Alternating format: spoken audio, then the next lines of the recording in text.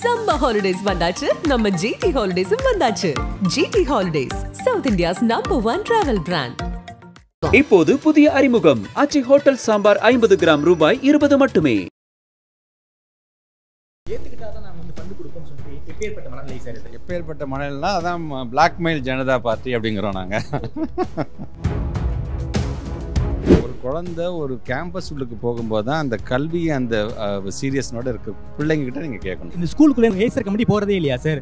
School உள்ளக்கே போகாமல் கொடுக்கக்கூடிய ரிப்போர்ட்டுக்கு கல்வி கொள்கையை பொறுத்த வரைக்கும் ஹிந்தி திணிப்புக்கு இடமே இல்லைன்னு பாஜக தரப்பு சொல்லிக்கிட்டே இருக்காங்களே. அதாவது எதுவுமே நேராக வர மாட்டாங்க. உங்களுக்கு தான் தெரியும்ல, மறைமுகமாக வர்றது, முகமூடி போட்டுட்டு வருது, மறு வச்சுட்டு வருது.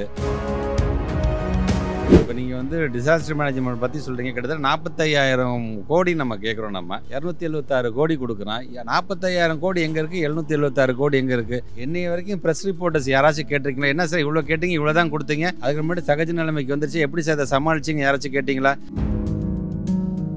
பள்ளிக்கல்வித்துறை அமைச்சர் வந்து லெட்டர் எழுதணும்னு பாஜக மாநில தலைவர் சொல்றாரு. எப்படி சார் எழுத முடியும்? அதுக்கு அதிகாரம் இருக்கா? Very late too late.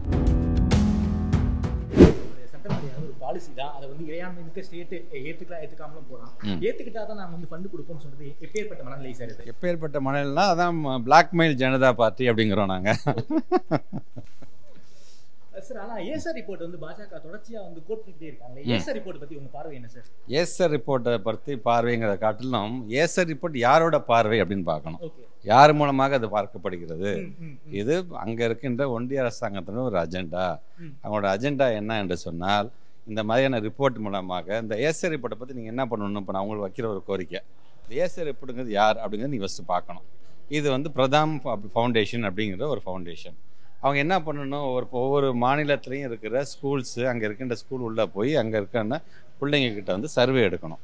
அவங்க என்ன பண்ணுவாங்கன்னா, இவங்க அந்த ஒவ்வொரு மாநிலத்தை சார்ந்த, குறிப்பாக இப்போ தமிழ்நாடு அப்படின்னா ஒரு 25 ஃபவுண்டேஷன்ஸ் என்ஜிஓஸை கூப்பிட்டு போய் சர்வே எடுத்துகிட்டு வாப்பாம்பாங்க. அந்த சர்வே எடுக்க போகிற அந்த என்ஜிஓஸ் எப்படி போவாங்கன்னா, ஒரு கிராமத்தில் இருக்கின்ற ஒரு பஞ்சாயத்து தலைவர்கிட்ட போய் பேசுவாங்க. அங்கே இருக்கின்ற அந்த பிள்ளைங்க வீட்டுக்கு போய் எங்கள் பிள்ளைங்க வந்து கொஞ்சம் தண்ணி கொடுமா அப்படின்னு தண்ணி குடிச்சு, அப்போ ஏமா நீ என்ன படிக்கிறீங்க அப்படின்னு கேட்பாங்க. அங்கே விளையாண்டுருக்க பிள்ளைய கூப்பிட்டு இந்த கணக்கு படத்தை போடு அப்படிம்பாங்க. நீங்கள் வந்து ஒரு குழந்தை ஒரு கேம்பஸ் உள்ளுக்கு போகும்போது தான் அந்த கல்வி அந்த சீரியஸ்னோட இருக்க பிள்ளைங்ககிட்ட நீங்கள் கேட்கணும். இந்த ஸ்கூலுக்குள்ளே இந்த ஏசர் கமிட்டி போகிறதே இல்லையா சார்? ஸ்கூல் உள்ளக்கே போகாமல் கொடுக்கக்கூடிய ரிப்போர்ட்டுக்கு நீங்கள் எந்த அளவுக்கு நீங்கள் முக்கியத்துவம் ஒருத்தர் கொடுக்குறாருன்னா, அப்போ அவர் எந்த அளவுக்கு இந்த ஏசரை பற்றி தெரிஞ்சிருக்காருன்னு பாருங்கள். இதை சரியா? அதனால் அந்த மாதிரிலாம் இல்லாமல் ப்ராப்பராக எங்களோட ஸ்டாச்சுட்டரி பாடி என்ன சொல்லுதுன்னா, யாரோ ரிப்போர்ட் தராங்க. ஸ்டேட் பிளானிங் கமிஷன் நாங்கள் ஒரு ரிப்போர்ட் நாங்கள் ஒன்று தனியாக சர்வே பண்ணுறோம், அவங்க பரவாயில்லையா சார், தயவு செஞ்சு பண்ணி கொடுங்க, எங்களுக்கு பண்ணி நாங்கள் எந்த லெவலில் இருக்கோம் முதல்ல நாங்கள் தெரிஞ்சுக்கணும் அப்படின்னு அவங்களுக்கு நாங்கள் சொல்லியிருக்கிறோம். அந்த ரிப்போர்ட் வந்ததுக்கப்புறமேட்டு உங்களுக்கு முழுமையாக அது தெரிய வரும். அதில் சார், இந்த புதிய கல்வி கொள்கையை பொறுத்த வரைக்கும் ஹிந்தி திணிப்புக்கு இடமே இல்லைன்னு பாஜக தரப்பு சொல்லிக்கிட்டே இருக்காங்களே சார்? இதில் அதாவது எதுவுமே நேராக வர மாட்டாங்க. உங்களுக்கு தான் தெரியும்ல, மறைமுகமாக வர்றது, முகமூடி போட்டுட்டு வருது, மறு வச்சுட்டு வருது. இந்த வேலையை வந்து காலங்காலமாக அவங்க செஞ்சுக்கிட்டே வருவாங்க. அதை அந்த விதத்தில் தான் இன்றைக்கு அவர்கள் இந்த இந்தியை எப்படியாச்சும் ஒரு விதத்தில், சமஸ்கிருதத்தை எப்படியாச்சும் ஒரு விதத்தில் கொண்டு வந்துட்டா, சமஸ்கிருத மந்திரம் சார்ந்து பிற்போக்கு சிந்தனை இருக்குது பார்த்தீங்களா, உங்களை அறியாமல் கேட்குற நீங்களே பார்த்தீங்கன்னா ஒரு மந்திரம் சொல்லி தான் கேள்வியை கேட்குற மாதிரி ஆகிடும். இந்த மாதிரியான வேலையை ஒரு அஜெண்டாவோட படிப்படியாக செய்ய வேண்டிய வேலையை இன்றைக்கி அவங்க செஞ்சுட்டு இருக்கிறாங்க. அதில் எந்த விஷயம் நம்ம ஏமாந்துடக்கூடாது அப்படிங்கிறதுக்காகத்தான் ஒட்டுமொத்தமாக இந்தியாவில் வேறு எந்த மாநிலத்திலும் இல்லாமல் ஒரு தேர்தல் ரிசல்ட் நம்ம கொடுத்தோம் பார்த்தீங்களா, அது அவருடைய கண்ணை உறுத்துக்குது அப்படின்னு தான் நான் பார்க்குறேன். சார், இறையாண்மை மிக்க சட்டமன்றம் வந்து ஒரு மசோதாவை நிறைவேற்றி அவர் கவர்னருக்கு அனுப்பும்போது கவர்னர் தொடர்ச்சியாக ஒப்புதல் கொடுக்காம இருக்காரு. அதன் மீது நாம வந்து சுப்ரீம் கோர்ட் வரைக்கும் போயிருக்கோம். ஒன்றிய அரசு அந்த ஃபண்டு SSA ஃபண்டுங்கிறது நம்முடைய ஸ்டாச்சுரி உரிமை, நம்முடைய உரிமை, அது தொடர்ச்சியாக கொடுக்க மாட்டேன்னு சொல்லிக்கிட்டு இருக்காங்க. இது வந்து கல்வி நிதி மட்டும் இல்லை, SDRF போன்ற நிதிகளையும் தமிழ்நாடு கொடுக்க மாட்டேங்கிறாங்க. அப்படி இருக்கக்கூடிய சூழலில் ஒன்றிய அரசின் மீது உச்சநீதிமன்றத்தை வழக்கு எதுவும் தாக்கல் பண்ணுற ஐடியா இருக்கா சார்? இதை பொறுத்த வரைக்கும் அது முதலமைச்சருடைய அலுவலகம் எடுக்க வேண்டிய முடிவு. எங்களை பொறுத்த வரைக்கும் எங்களுக்கான பணம் வர வேண்டும் என்கிறது தான். ஏன்னா இது எங்களுக்கான பணம், இது எங்களோட உரிமை. இப்போ நீங்கள் உழைச்சி நீங்கள் என்ன பணம் வரி கட்டுறீங்களோ அதானே.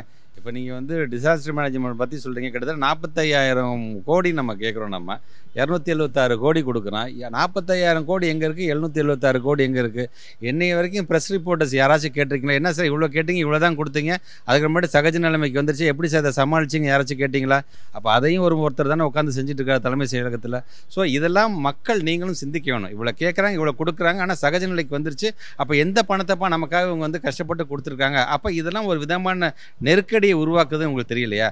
ஸோ நம்மை பொறுத்த வரைக்கும் வேகமாக ஓடிக்கொண்டு எல்லா லெவலையும் மேலே உயர போக போக போக நம்மள அறியாமல் நம்ம காலை சங்கிலியை சுற்றுற வேலையை அவங்க செஞ்சு. கடைசி கேள்வி சார், கேவி பள்ளிகளில் பொறுத்த வரைக்கும் ஒரு தமிழாசிரியர் கூட கிடையாது. அது வந்து ஒன்றிய அரசின் கட்டுப்பாடு இருக்கக்கூடிய பள்ளி.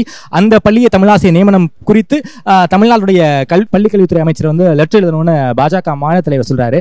எப்படி சார் எழுத முடியும்? அதுக்கு அதிகாரம் இருக்கா? Very late too late. 4 வருஷத்துக்கு முன்னாடி திருச்சி சிவா எம்பி ஏற்கனவே தர்மேந்திர பிரதானை பார்த்து இது சார்ந்தவர் கொடுத்துட்டாரு.